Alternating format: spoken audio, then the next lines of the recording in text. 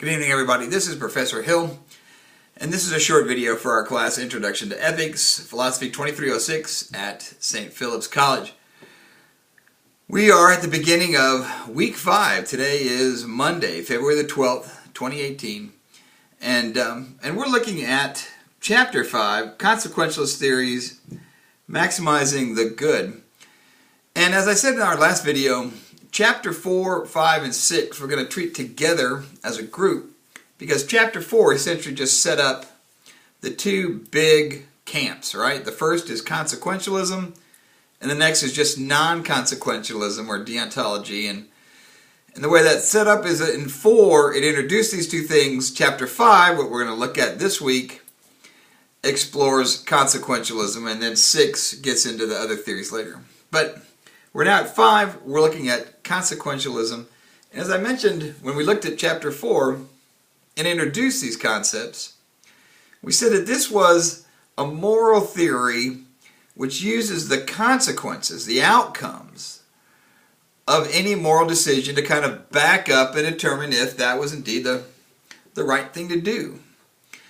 So again, it's not that you know about the consequences or you value, it's using them to say, look, that's what we're going to use to determine good and bad, right and wrong.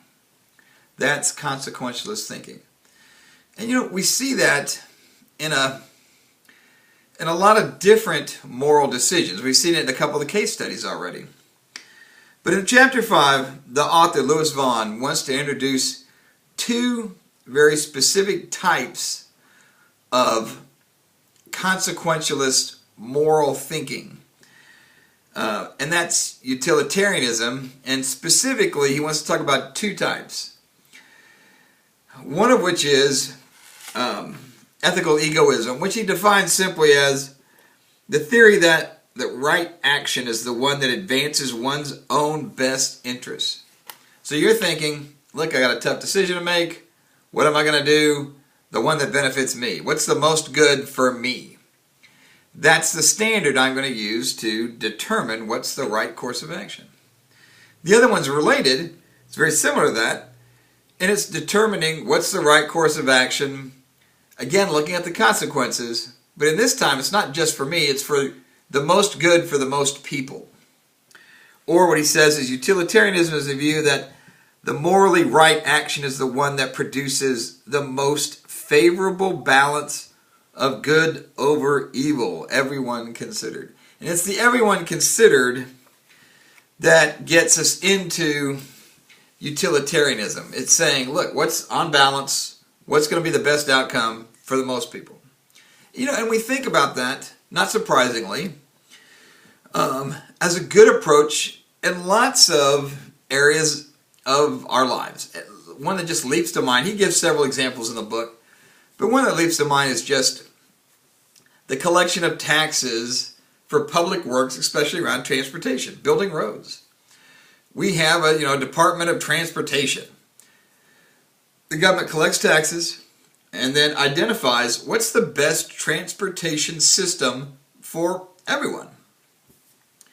Now listen, it'd be great if we could, tax everybody in the state and build a highway that ran straight from my front door all the way to my parking space at St. Philip's College. That'd be great to have you pay for it with your tax dollars.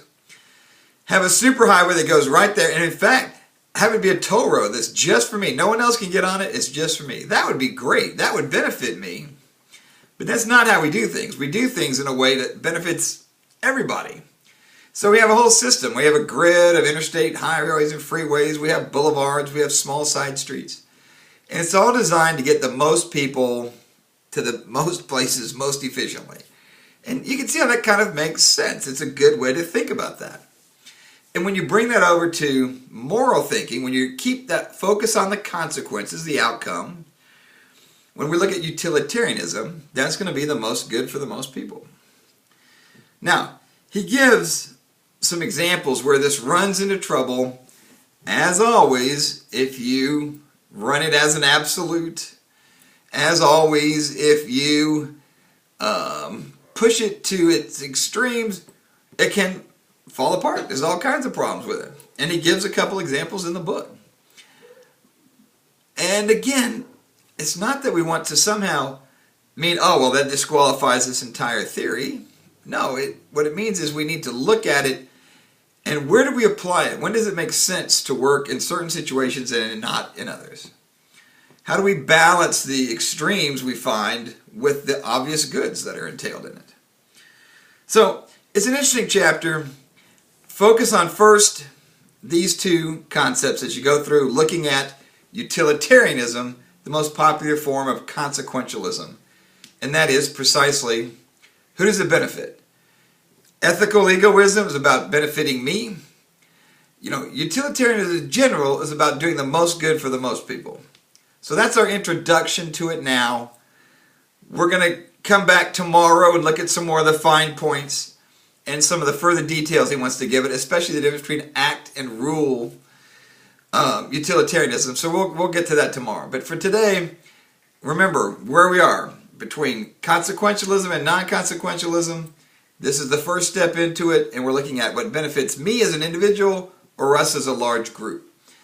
So we're going to slowly kind of wade into utilitarianism and look at where it works and where it doesn't, where it makes sense and where it also has limitations. That is Chapter 5, our exploration of consequentialism. So, more again soon.